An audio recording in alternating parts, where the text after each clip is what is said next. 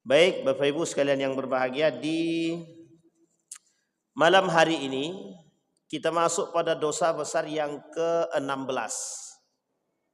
Kemarin kita masuk dosa besar yang ke-15 tentang ghasyal imam ar-ra'iyata wa zulmuhu lahum. Bulan lalu kita membahas tentang kezaliman seorang pemimpin terhadap rakyat. Nah, sekarang kita berbicara tentang dosa besar yang ke-16. Apa itu dosa besar yang ke-16? Dari kitab Imam Az-Zahabi. Judulnya adalah Syahadatuz Zur. Apa Bapak Ibu? Syahadatuz Zur. Ada yang tahu artinya? Nggak tahu, Bu? Persaksian palsu. Persaksian palsu. Ini kalau bahas persaksian palsu ini agak-agak keringat juga awak dibuatnya ini. Persaksian palsu. Baik, Allah berkata di dalam Al-Quran, berfirman Allah dalam Al-Quran, walladzina la yashhaduna az-zura wa idza marru bil lagwi marru kirama. Orang yang tidak melakukan kesaksian palsu, maka mereka berjalan seperti orang yang sangat mulia. Tapi justru sebaliknya, orang yang melakukan persaksian palsu terhadap orang lain, dia tak akan pernah mendapatkan ketenangan hidup di dunia. Orang yang melakukan kesaksian terhadap orang lain, tapi dusta ataupun palsu, maka mesti dia tak pernah merasakan kenikmatan hidup. Tidak pernah. Selalu dihantui rasa bersalah. Kata Allah di dalam Al-Quran, dalam surat Al-Hajj ayat 30. Fajtanibu ar-rijsa minal awthan wajtanibu qaulaz zur. Jauhi oleh kalian sesembahan berhala yang najis. Dan jauhilah oleh kalian perkataan dusta. Kata baginda Nabi Muhammad sallallahu alaihi wasallam, la tazulu qadama syahidiz zur yaumal qiyamati hatta tajiba lahun nar. Kedua kaki orang-orang yang melakukan persaksian palsu tidak akan bergeser di hari kiamat kelak, sehingga persaksiannya itu mewajibkan kakinya masuk ke dalam neraka. Orang yang melakukan persaksian palsu. Yang saya sampaikan ini semua masih dalil. Nanti kita jelaskan.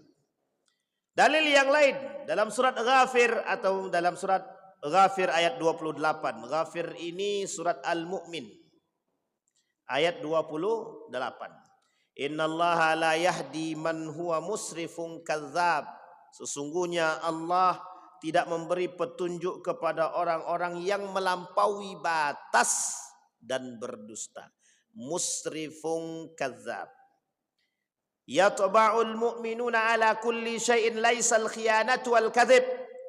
Wataknya seorang mukmin bisa bermacam-macam, kecuali tidak untuk berwatak pengkhianat dan pendusta. Dah, terlalu panjang nanti dalilnya. Sekarang kita jelasin dulu. Apa yang disebut dengan persaksian palsu? Saksi palsu ini sudah bahasa Indonesia. Mesti kita sudah paham. Orang yang diminta untuk menjadi saksi, tapi ucapan persaksian dia dusta, tidak benar, maka disebut dengan persaksian palsu. Persaksian palsu dalam bahasa Al-Quran, dalam bahasa Arab disebut dengan syahadatuz zur. Persaksian palsu ini berdempetan dengan dua dosa yang lain. Jadi persaksian palsu ini selalu bergandeng dengan dua dosa besar yang lain. Dua dosa besar yang lain. Satu, qaulaz zur. Apa namanya? Qaulaz zur. Artinya perkataan dusta. Yang kedua, dosa besar yang kedua yang menggandeng persaksian palsu ini namanya al-halaful kadzib. Al-halaful kadzib. Tahu Bapak Ibu al-halaf itu apa?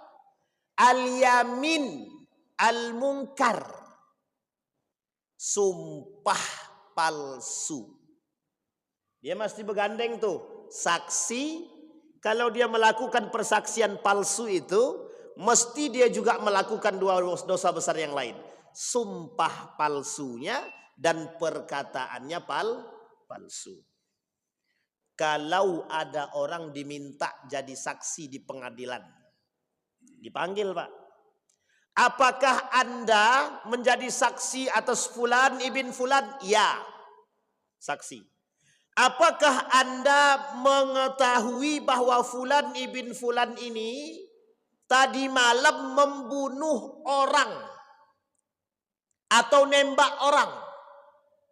Dijawab, kata orang saksi ini tadi, saya tadi malam tidak melihat adanya pembunuhan. Kata dia begitu. Tahu-taunya sudah ada kong kali kong. Jadi pokoknya besok kalau kau jadi saksi, pokoknya kau aja jadi saksi. Kau katakan semuanya. Nanti pokoknya engkau aman. Berapa kau minta? 20 juta? 50 juta? 60 juta? 50 juta? Wah. Tawar-tawar di situ. Lakukan nego. Saya minta 200 juta saja. Baik. Akhirnya dilakukan sesuai kesepakatan 200 juta. Persaksiannya apa? Pokoknya nanti engkau di pengadilan bersaksilah bahwa aku ini orang baik. Nanti sebelum menjadi saksi dia disumpah dulu. Taruh kepala. Siapkah Anda menjadi saksi? Siap. Siapkah Anda berkata dengan perkataan jujur? Siap. Wah, disumpah itu. Tapi ternyata sumpahnya palsu. Karena sudah dibeli. Jadi Bapak Ibu, ini perlu kita pahami. Orang yang menjadi saksi pernikahan hati-hati. Kalau kita nggak kenal anak yang nikah itu, nggak usah sok-sokan jadi saksi. Besok pertanggungjawabannya di hari kiamat. Bagaimana menurut Bapak anak ini baik? Baik dia, padahal nggak pernah ketemu. Cuma baru ketemu tadi aja. Langsung dia bilang baik. Dusta nggak itu? Dusta. Kalau kita nggak tahu orang, nggak usah jadi saksi. Baik. Sekarang Bapak Ibu sekalian yang berbahagia. Di dalam Al-Quran Allah sebut kalimat saksi, syahid. Kata Allah di dalam Al-Quran, wa idza tadayantum bidainin ila ajalin musamman faktubuh wal yaktub bainakum katibun bil adl wala ya'ba katibun. Kata Allah di situ disebutkan orang yang berhutang dan yang dihutangi dalam transaksi hutang ini, maka harus ditulis hutang tersebut. Sebagai penguat hutang piutang ini, transaksi hutang piutang ini harus menggunakan saksi. Saksinya berapa? 2 laki-laki atau 3 perempuan. 2 laki-laki atau 3 perempuan. Apa tujuan saksi ini?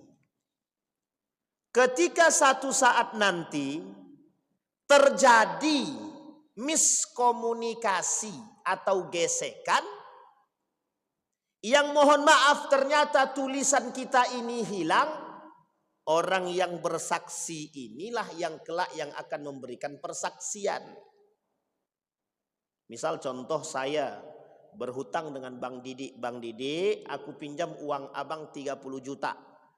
Saksikan wahai teman-teman, Kalian saksikan baik-baik. Aku pinjam uang kepada beliau 30 juta. Ada kawan awak di sini si A dan si B. Ditulis. Dilalah tulisannya hilang. Maka ketika Bang Didik minta kepada saya, Ustadz, mana hutang Ustadz yang 30 juta kemarin belum Ustadz bayar? Loh, saya tidak bisa mengatakan, oh saya nggak pernah berhutang. Karena tulisannya sudah hilang. Ternyata ada yang menyaksikan. Kata 3 orang yang menyaksikan atau 2 orang ini, Ustadz kemarin pinjam duit di depan saya. Maka Bapak Ibu, kenapa hutang piutang itu menyebabkan masalah? Karena kadang kita hutang piutang ini tidak pakai tulis. Yang kedua, kita tak pakai saksi. Sudah tidak pakai tulis, tidak pula pakai saksi. Tidak pula pakai materai. Jadi tidak bisa. Apa yang mau kita buat? Nah sekarang pertanyaannya. Si fulan orang yang dihutangi, nagih hutang. Tapi tidak ada catatan, tidak ada saksi. Kata yang berhutang bisa enggak? Yang berhutang nih bilang, enggak pernah saya menulis. Silahkan datangkan saksinya. Gitu. Uang saksi enggak ada. Mana catatannya? Uang catatannya enggak ada. Meskipun dia dusta, bersumpah. Tapi dia sumpah nih. Unik ya Ibu ya. Orang yang sudah ada saksinya saja, orang tak mau bayar. Apalagi yang tak ada saksi. Coba bayangkan tuh. Yang ada saksi masih hidup, yang tertulis saja orang nggak mau bayar. Apalagi yang tidak. Ini kasus Pak, ada kasus ini unik betul. Tapi bukan hutang piutang, perwakafan. Ada satu masjid tanah diwakafkanlah ke salah satu organisasi. Cuma sayangnya tanah yang diwakafkan itu belum dirubah nama atas organisasi tersebut. Dia tanah ini diwakafkan dari perorangan ke organisasi. Sayangnya tanah ini belum dirubah. Dibangunlah masjid. Setelah dibangun masjid oleh organisasi ini, masjid sudah jadi diambil sekelompok orang. Termasuk di dalam sekelompok orang itu ada anak yang pewakif tadi. Anak dari pewakif tadi. Apa kata organisasi ini tadi? Ingin kembali mengambil masjid tersebut. Apa jawabannya? Aku tidak pernah mengakui adanya perwakafan tanah ini atas organisasi manapun. Kata anak pewakif tadi. Coba. Saksi tak ada. Cuma ada satu saksinya Pak. Ibu kandungnya. Dan ada tulisan tangan bapaknya. Meskipun tanah ini belum dirubah atas nama organisasi.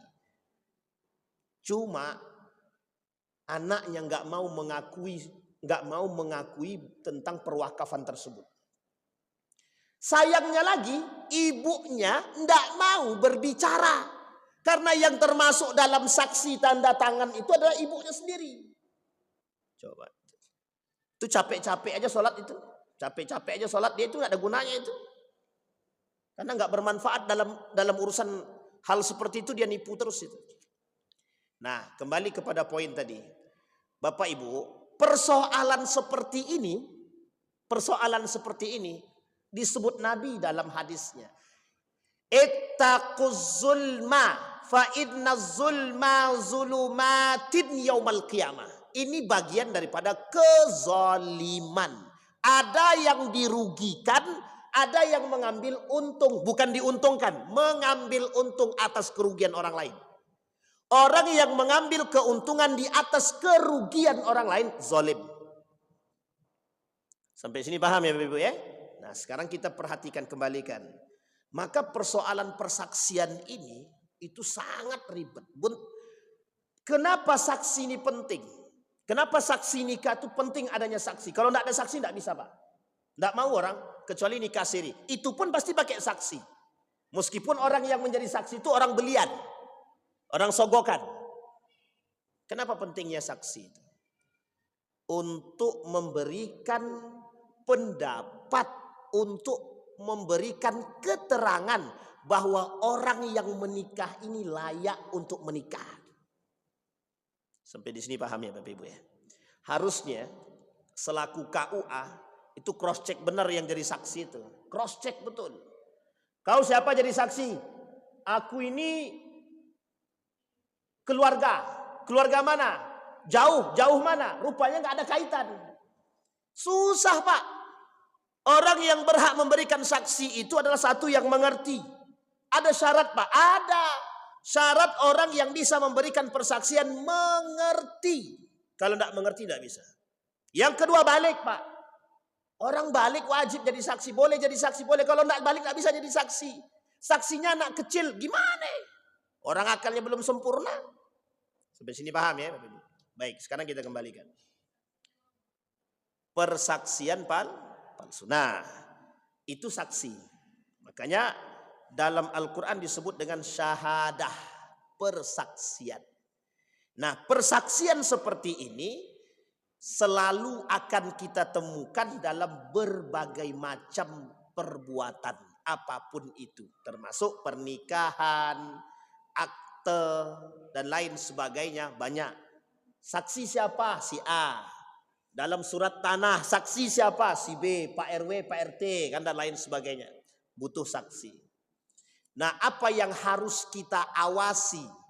Apa yang harus kita perhatikan dalam urusan persaksian ini? Satu yang harus kita perhatikan, hati-hati dengan persaksian ini. Yang harus kita jauhi pertama, kedustaan. Kalau persaksian itu adalah kedustaan, maka perkataan dia adalah dusta. Contoh yang tadi kita sampaikan. Apakah Anda melihat si Fulan bin Fulan membunuh orang dengan nembak? Oh, enggak pernah Pak, saya enggak pernah nembak, enggak pernah lihat. Bahkan saya enggak pernah mendengar pistol itu. Ya enggak ada masalah kalau ternyata betul. Tapi kalau ternyata dia benar menyaksikan tapi dia melakukan dusta, ini yang menjadi problem kita sekarang. Dan ini banyak. Tidak skala besar saja, skala kecil pun bisa. Saya ambil contoh sederhana. Ada kasus seorang anak di pengadilan agama. Dalam tuntutan harta warisan terhadap ibu kandungnya. Jadi gini ceritanya Pak. Seorang ibu kandung dituduh menahan harta warisan. Maka anak ini mencari keluarganya yang bisa sejalan dengan diri dia. Sejalan dengan diri dia. Untuk menjadi saksi di pengadilan. Apa tuntutan anak ini? Tuntutan anak ini adalah perdata yang berakibat pada pidana. Apa tuntutannya? Tuntutannya adalah kalau terbukti ibu ini menahan harta warisan yang itu ada hak anaknya, maka ibu ini tertuduh sebagai seorang maling. Kalau maling berarti pidana. Selesai ya Pak ya? Urusan warisan perdata, urusan mengambil duit dan menahan duit atau mencuri duit, maling, pidana. Coba bayangkan. Dicari saksi dua orang. Yang kebetulan saksi yang dua orang ini memang tidak suka dengan ibu nih. Apa yang terjadi? Menanglah anak ini di pengadilan. Menang Pak. Ibunya harus mengembalikan uang itu kepada anaknya. Ini perdata, sampai di sini masih perdata. Ternyata anaknya tidak sampai di situ. Kata anaknya, penjarakan ibu ini maling. Itu durhaka apa tidak anaknya? Bukan durhaka lagi itu. Habis dibakar kalau perlu itu. Akhirnya apa Bu? Bapak Ibu sekalian yang berbahagia. Tuntutan anak ini, tapi itu mesti dikecam itu. Itu sebenarnya pengacaranya, hakimnya itu, menurut saya itu kurang bijaksana itu. Kenapa kurang bijaksana? Itu ibu kandungnya, masa disahkan begitu saja gitu, tanpa harus mencari tahu kebenaran tersebut. Tapi memang persaksian yang diberikan palsu semua. Akhirnya tuntutan tersebut dijatuhkan kepada ibu tersebut 3 tahun penjara atas tuduhan maling terhadap duit anaknya. Bayangkan Pak, duit anaknya. Ya memang itu duit warisan. Kalaupun itu betul. Betul. Ibu tuh ngambil duit warisan. Pertanyaan saya, terbayarkah uang 500 miliar Terbayarkah uang 500 miliar dalam melahirkan anak tadi yang taruhannya nyawa? Sebanding. Cuma kan karena setan dan hawa nafsu sudah kerjasama, jadi hati yang tadi itu sudah tertutup, tak bisa menerima. Akhirnya apa? Ibunya dituntut, dimasukkan ke dalam penjara 3 tahun. Yang uniknya lagi, anak-anak yang lain tidak berbicara. Itu gimana menjelaskannya itu? Itu kalau ketemu dengan anaknya maunya diapain itu? Astagfirullahaladzim. Sabar. Nah, kembali kepada poin. Nah, Bapak Ibu sekalian yang berbahagia.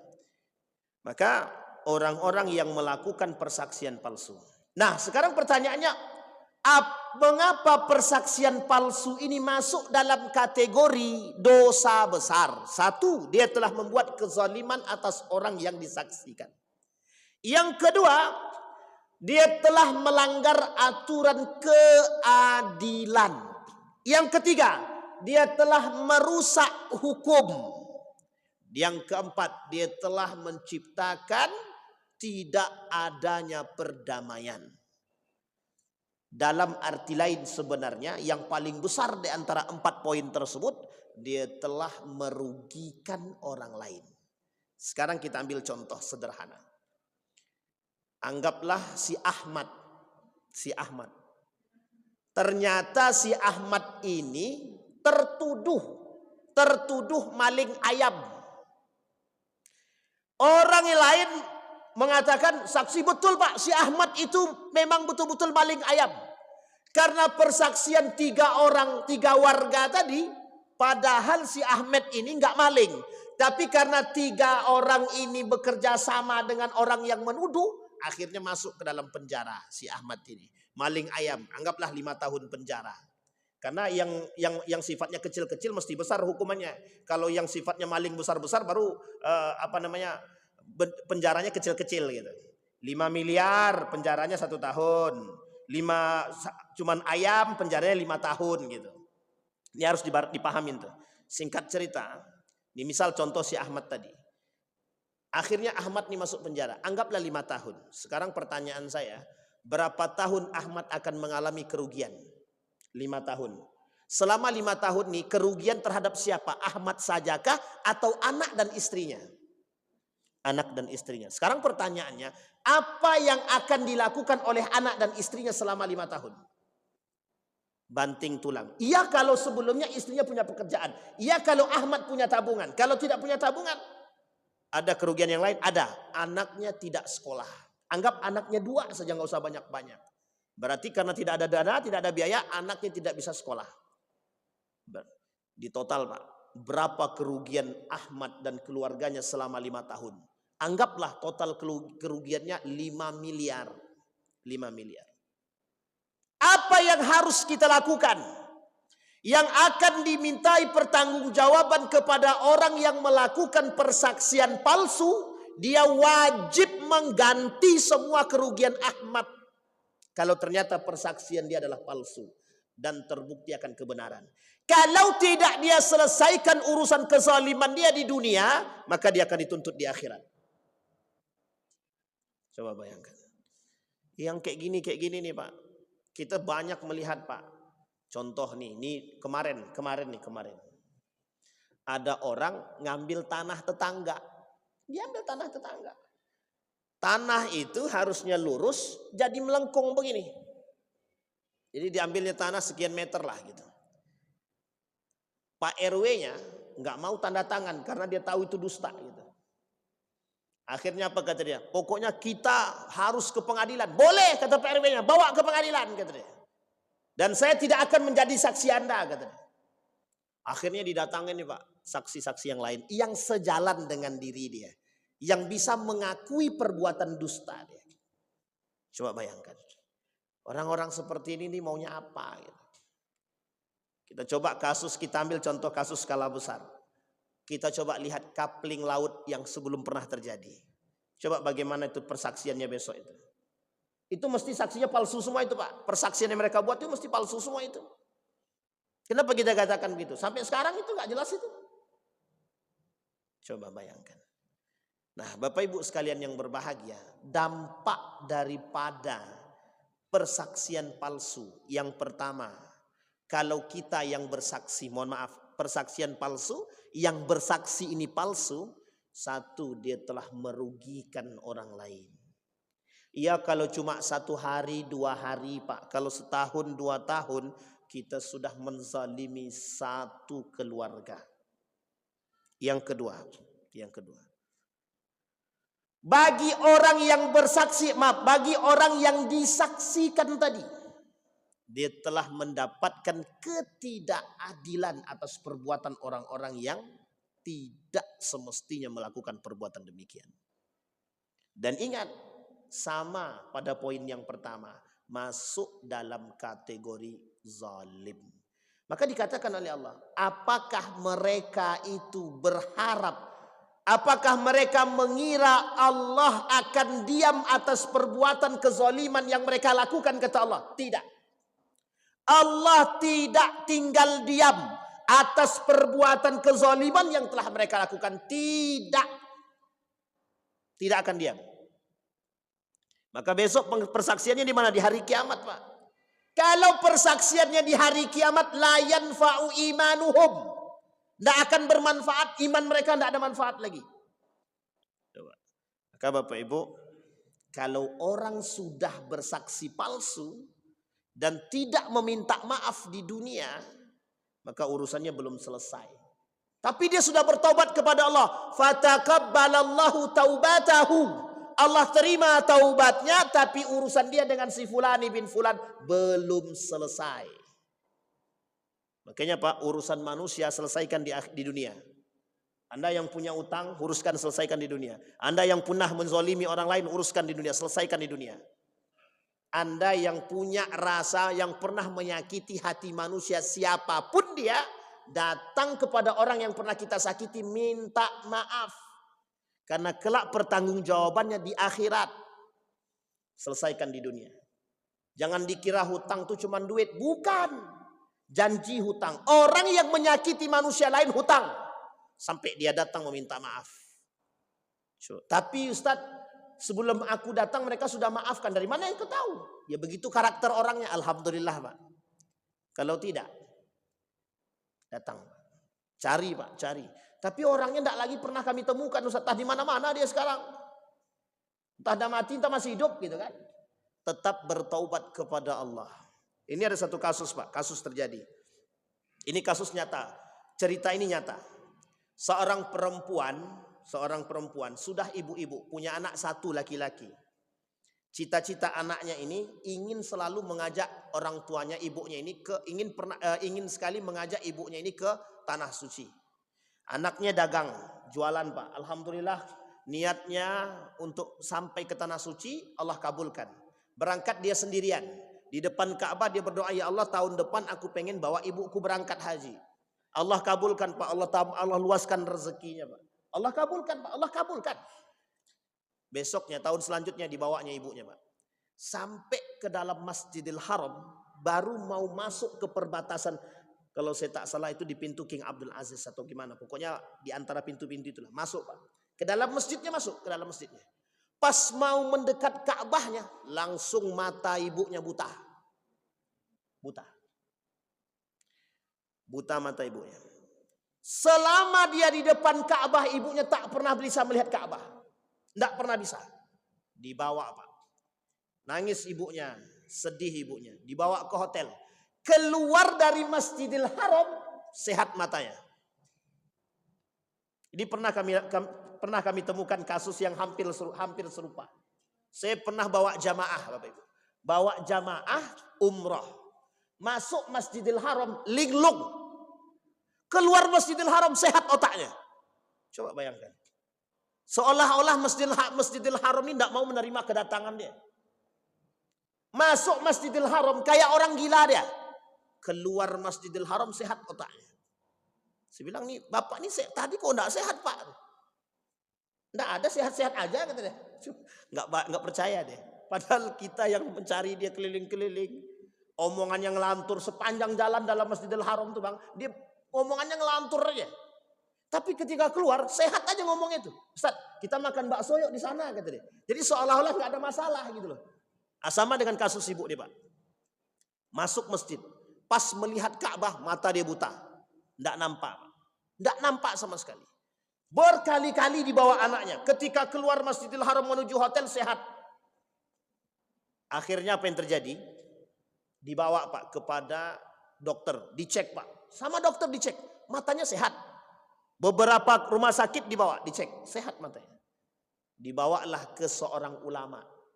Ulama itu cuma bilang begini, apa yang pernah engkau buat selama hidup? Karena dia malu dengan anaknya, dia datang sendirian ke ulama tersebut. Sendirian ibu nih, diceritakanlah semua. Tahu Bapak Ibu apa yang dia buat? Menukar bayi yang ada di rumah sakit. Coba bayangkan, itu gimana coba tuh menyelesaikan persoalannya gimana tuh?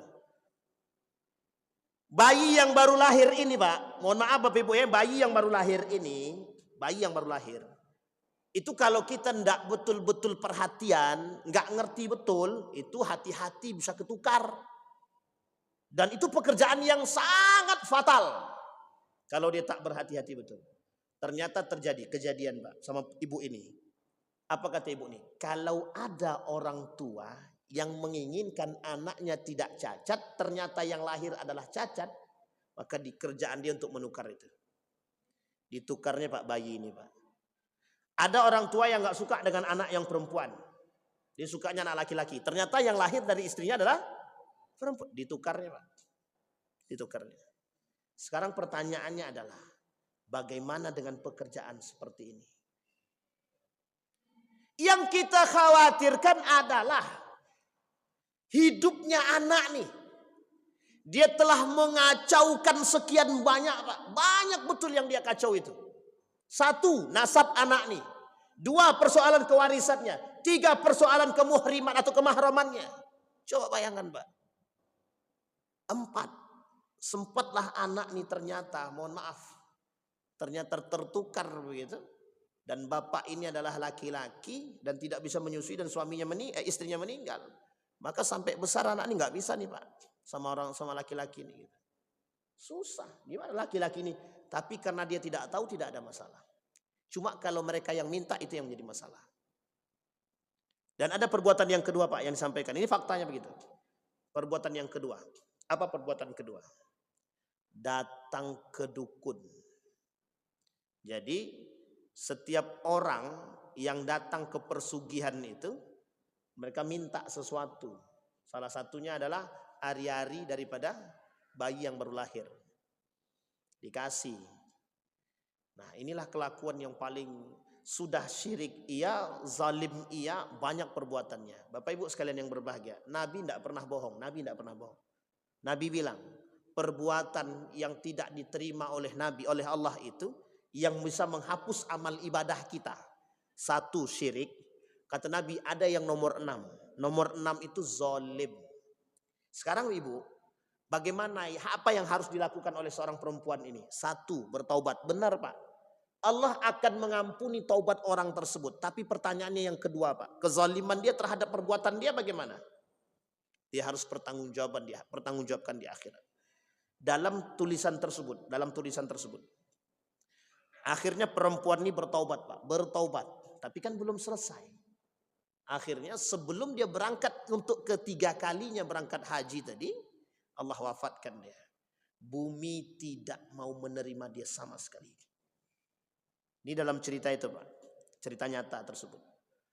Tapi bukan terdapat dalam film Indosiar kisah nyata ya. Bukan, ini bukan. Tapi ini cerita nyata dalam tulisan seorang ulama. Apa yang terjadi Bapak Ibu? Yang terjadi adalah jenazah ibu ini dibakar. Coba bayangkan. Dunia tidak mau terima. Gimana akhiratnya Pak? Padahal dia bertobat itu. Apa kata dia? Aku bertobat kepada Allah. Jadi Bapak Ibu sekalian yang berbahagia, manusia yang punya kezaliman. Sekarang kita lihat Pak, perbuatan persaksian palsu itu sama nggak dengan yang tadi kasus ibu ini tadi? Mengacaukan banyak nggak? Banyak yang dia kacau Pak. Banyak yang dia kacau itu. Kehidupan orang, pokoknya habislah. keadilan yang dia kacau, hukum yang dia kacau, semua dia kacau. Akhirnya apa yang terjadi? Kerusakan, Pak. Uniknya kerusakan bagi orang. Kalau satu orang saja dia lakukan demikian, bagaimana kalau sekian banyak orang? Coba bayangkan. Maka Bapak Ibu, saya menyoroti kasus-kasus yang ada sekarang ini di tengah-tengah kita nih. Kita ambil contoh, kasus para surveyor. Survei-survei yang bodong, survei-survei yang dusta. Yang diperkuat oleh persaksian-persaksian dusta. Itu gimana itu? Udah merusak sistem, merusak aplikasi, semua dia rusak. Dan paling penting lagi, merusak keadilan. Coba bayangkan. Sekarang kita lihat. Apa janji Allah, azab yang Allah berikan kepada mereka? Satu, neraka jahanam. Neraka jahanam. Yang kedua, mereka harus menyelesaikan urusan ini di dunia. Jika ada kerugian yang terjadi pada orang yang disaksikan dalam persaksian palsu, wajib dia datang kepada orang meminta maaf dan menyelesaikan kerugian yang dialami oleh orang tersebut. Wajib. Wajib. Yang ketiga, kalau tidak selesai, maka kelak di hari kiamat semua kebaikan orang-orang yang melakukan persaksian palsu tadi diberikan kepada orang yang disaksikan. Kalau habis kebaikannya, keburukan orang yang disaksikan tadi, fahumila alaih. Keburukan, dosa, kemaksiatan yang pernah dilakukan orang yang disaksikan ini diberikan kepada mereka, diambil dan diberikan kepada para pelaku saksi-saksi palsu. Kalau dia cuma sumpah palsu, dosanya 2. 1 sumpahnya, 2 perkataan dustanya. Kalau persaksian palsu, dosanya 3. 1 persaksiannya, 2 sumpahnya, 3 perkataan dustanya. Harusnya lebih banyak, memang harus lebih banyak. Nah sekarang pertanyaannya adalah, mengapa orang mudah bersaksi? Mengapa orang tidak takut dengan persaksian? Karena kata Nabi, kelak di akhir zaman itu, kata Nabi, persaksian palsu itu akan sering Anda temukan. Kenapa? Karena azab persaksian palsu ini tidak nampak. Kalau Allah tampakkan, mesti tak ada yang mau bersaksi. Bapak Ibu sekalian yang berbahagia, karena mereka tidak tahu betapa besarnya tanggung jawab persaksian itu. Maka orang yang diminta menjadi saksi, berfikirlah sebelum Anda menjadi saksi. Karena kalau orang yang kita jadikan, orang yang kita saksikan ini ternyata, mohon maaf, bertolak belakang dari perkataan kita, kita tak bisa berlepas diri daripada mereka. Karena kita siap dengan apa yang kita saksikan. Kecuali di dalam hati, aku bersaksi bahwa orang ini baik, itu lain cerita. Bapak Ibu, jangan mudah mengucapkan saksi. Aku bersaksi atas mayat ini, selama hidupnya dia baik, aku bersaksi ya Allah bahwa dia orang baik. Padahal kerjaannya mabuk, kerjaannya nyuri, kita saksi korupsi. Ini mohon maaf Bapak Ibu ya, mohon maaf, saya sampaikan di sini. Pelaku korupsi, pelaku kezoliman seperti ini, tidak usah disolatkan jenazahnya. Itu ulama itu yang mengatakan begitu. Maka Nabi tak pernah menyolatkan jenazah orang-orang yang korupsi. Nabi tak pernah solatkan. Tak pernah Nabi solatkan. Tapi Nabi tidak melarang siapapun yang mau solat. Hanya kata Nabi, para ulama, kata para ulama begini. Para ulama orang alim jangan solatkan orang-orang para pelaku koruptor itu. Para pelaku korupsi, jangan solatkan jenazah dia. Kalau ada yang lain mau solatkan silahkan. Orang awam mau solatkan silahkan. Tapi para alim tidak usah solatkan. Tidak usah menyolatkan jenazah mereka. Nabi tidak mensolatkan jenazah seorang yang melakukan korupsi. Sama dengan suap. Sama dengan pelaku suap. Gimana Bapak Ibu? Aman ya? Aman tuh? Sebelum kita tutup, silakan tuh.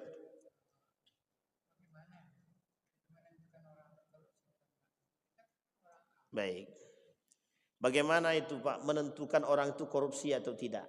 Yang harus kita lakukan adalah jika seandainya terbukti secara faktual bahwa dia adalah koruptor. Kalau tidak terbukti secara faktual, tidak ada data dan tidak terbukti secara valid, ya tidak usah kita lakukan. Dan ini diperdebatkan oleh para ulama. Karena kata para ulama, menentukan seseorang itu mereka itu korupsi atau tidak adalah hasil penelitian. Artinya validasi data. Maka tidak bisa sembarangan, Pak. In ja'akum fasikum binaba'in fatabayanu, penting. Yang namanya tabayun itu penting. Sampai kita tahu apakah dia pelaku korupsi atau bukan. Baik, silakan tuh.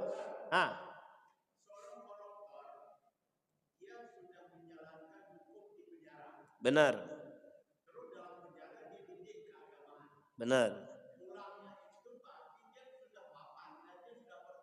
Baik. Baik, orang yang sudah taubat, kita tahu zahir dia bertaubat, maka tidak ada masalah, solatkan. Yang dimaksud adalah yang mati dalam keadaan melakukan dan dia tidak bertobat kepada Allah. Tapi bagaimana kita tahu dia tobat atau bukan? Kita lihat secara zahir. Zahir. Itu yang paling penting. Tapi kalau orang sudah taubat dia dan Allah menerima taubatnya, hari-hari dia ke masjid, kita tahu kebaikan secara zahir. Oh, dulu dia memang koruptor, tapi ternyata dia sudah tobat, masuk penjara dia, dan dia bertobat, dia sholatnya rajin, dia masuk di masjid segala macam. Kita paham itu, kita tahu secara zahir. Apakah Nabi melakukan perbuatan tersebut tanpa ada dampak dan perbuatan? Tidak. Nabi itu cerdas. Mesti Nabi mengukur segala sesuatu itu dengan kebaikan, bukan dengan keburukan. Itu tuh ya. Nah, baik. Silakan Pak. Jangan opor-opor. Menyambung, silakan tuh. Silakan.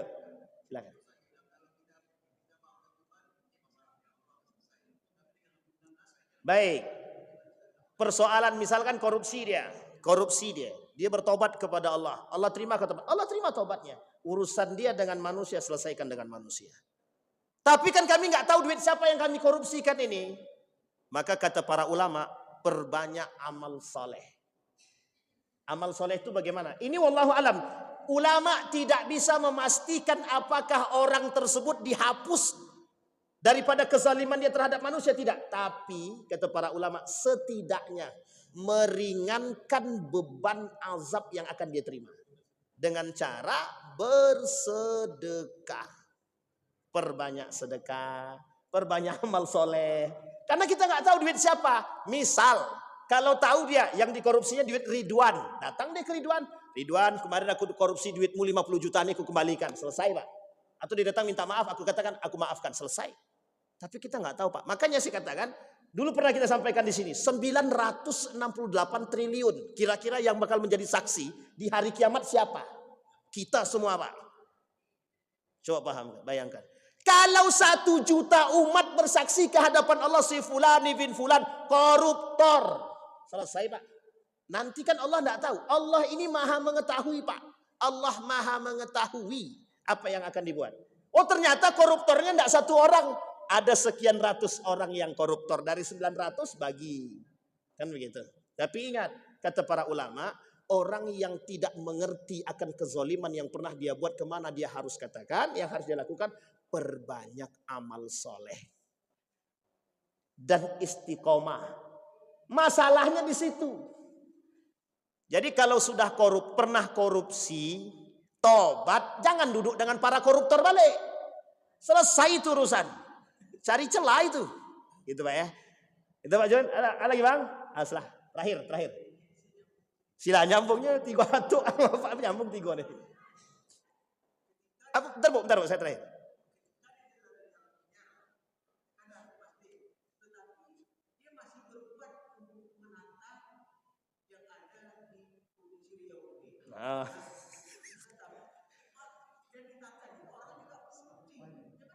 Ya, sekarang kalau kita tahu orang tuh dia pelaku korupsi, keluar dari penjara, entah tobat entah tidak, kita nggak tahu, dia berbuat lagi, bekerja sama dengan para pelaku korupsi, sama berarti itu. Nggak usah sholatkan dia lagi kalau mati dia. Tidak usah sholatkan. Itu betul Pak, itu sikap para ulama. Mohon maaf. Sikap para ulama dan mereka mengancam perbuatan tersebut. Orang yang masih duduk, mohon maaf Pak ya. Orang pelaku kezaliman dan bekerja sama semua dosanya Pak. Makanya mohon maaf Pak ya. Orang korupsi 100 juta dengan korupsi 1 miliar. Masuk penjaranya sama nggak? Dosanya sama nggak?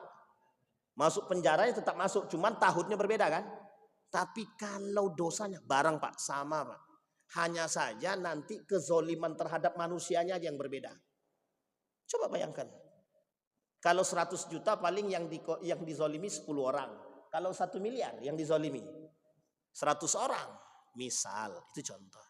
Gimana Ibu?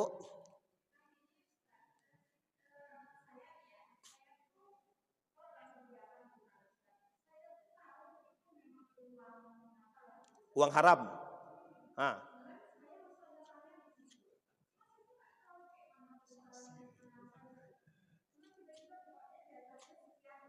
Ya. Baik. Tapi Ibu tahu kalau itu haram kan? Susah ya Bu ya? Ya. Baik.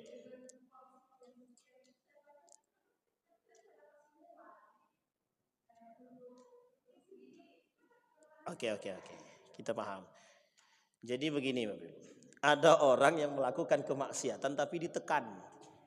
Ada orang yang melakukan kemaksiatan tapi ditekan. Terpaksa melakukan kemaksiatan. Pertanyaan saya adalah bagaimana orang tersebut? Baik. Orang yang tertekan dalam melakukan perbuatan kezaliman atau kemaksiatan, maka kata para ulama ikhtilaf. Ada yang mengatakan seutuhnya ditanggung oleh pelaku yang menekan. Yang kedua kata para ulama, memang bagian tetap dapat bagian tapi kecil. Maksudnya mau kecil mau besar kan azab sama aja. Namanya azab. Itu satu Bu ya. Yang kedua, kalau kita berani jangan tanda tangan. Kalau kita tahu keharaman itu. Ini seperti contoh SPPD fiktif nih. Loh saya kasih contoh Pak. Ini kan karena sudah mendunia kasus ini, bukan meng-Indonesia lagi, mendunia. Artinya Pak, ya ini memang penyakit gitu. Jadi kalau kita tahu keharaman sesuatu, mohon maaf betul. Tapi taruhannya adalah pekerjaanku. Mohon maaf Bapak Ibu, yang perlu Bapak Ibu pahami saya tekankan. Apa yang harus tekan? Orang yang sudah PNS tidak akan bisa dipindahkan sampai dia mendapatkan hal-hal penting yang bisa digeser Pak. Paling cuma mohon maaf, mutasi. Ya. Tapi kalau mengcancelkan PNS-nya agak sulit sedikit. Jadi Bu, mohon maaf, saya katakan kalau Ibu berani lantang saja. Lawan aja tidak ada masalah. Karena kelak tangan kita ini dimintai pertanggungjawaban. Apalagi mohon maaf kita tahu yang haram tapi kita masih tanda tangan. Nah, ini masalahnya penting. Yang ketiga Ibu, yang harus kita lakukan kalau kita pernah berbuat. Mohon maaf kita pernah berbuat atas perintah dan tekanan. Maka orang yang ditekan yang diperintah ini bertaubatlah kepada Allah. Nanti ketika dimintai persaksian terhadap orang yang menekan kita, sampaikan di hadapan Allah bahwa sesungguhnya aku diperintah. Kata para ulama begitu. Nah, yang ditekan tenang. Orang yang ditekan, orang yang dipaksa dengan ancaman, insya Allah kata para ulama. Saya mengikuti perkataan Gus Bahak. Orang yang diancam dalam melakukan kemaksiatan, dosa kemaksiatan itu tak masuk pada diri dia. Tapi jangan minta tolong ancam aku dong. Nah, itu enggak bisa itu. Itu sama aja itu. Sama halnya Pak, ada orang terpaksa membunuh orang lain, terpaksa karena memang diancam. Maka dosa membunuh ini tak sama dengan ketika dia membunuh dalam keadaan lapang. Itu enggak sama. Maka ini poin penting yang harus kita pegang. Dalam Islam. Islam itu sangat solutif. Sangat memberikan solusi. Jadi tidak usah khawatir Bu, bertobat kepada Allah. Sehusnul tobat, sebaik-baik tobat, dan jangan diulangi jika kita berada dalam perintah dan tekanan. Tapi kalau bisa kita melawan, lawanlah. Itu yang lebih baik. Persoalan Anda dimutasi, tidak usah khawatir. Setelah mutasi balik lagi. Kan begitu. Oke, saya kira itu Bapak Ibu. Mudah-mudahan ada manfaat bagi kita semua. Kapan waktu kita bahas. Persoalan ini memang sensitif. Dan mudah-mudahan bisa menambah khazanah keilmuan kita. Mudah-mudahan bisa menambah menjadikan jalan hidup kita lebih baik untuk tetap istiqamah dalam kebaikan. Fa'tabiru ya ulil absar la'allakum tuflihun. Assalamualaikum warahmatullahi wabarakatuh.